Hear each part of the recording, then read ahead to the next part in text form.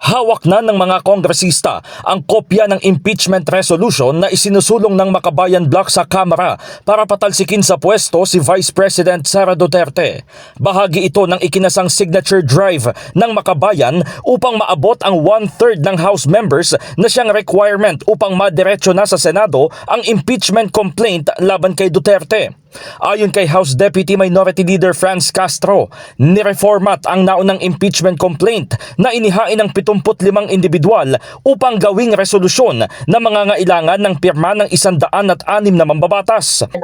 Bibigay lang namin ng copy sa aming mga colleagues through our GC para mapag-aralan na nila.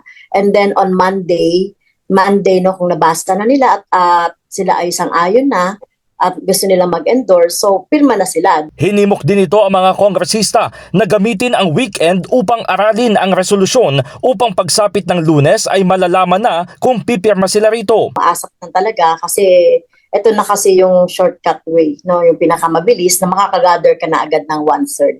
We're giving our colleagues yung weekend para mapag-isipan, mabasa yung buong complaint.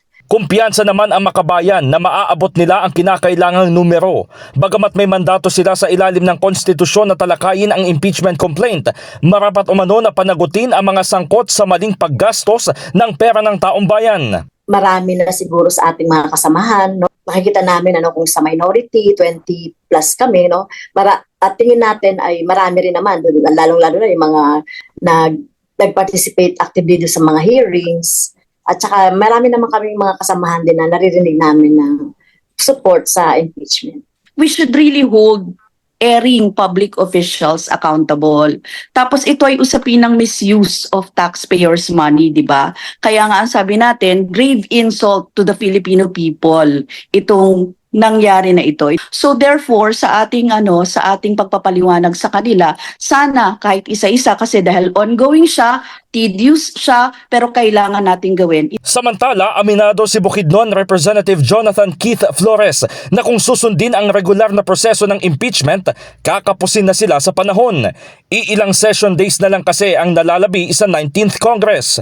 After it's referred to the Committee on Justice, after that determination kung may sufficiency form ba, yung sa substance kasi, we will be requiring the respondent to file an answer and it's a 10-day period that is going to be given to them. So that alone is gonna eat up a lot of days. In the heart of changing lives, ako si Brigada Haji Caaminio ng 105.1 Brigada News FM Manila, The Music and News Authority.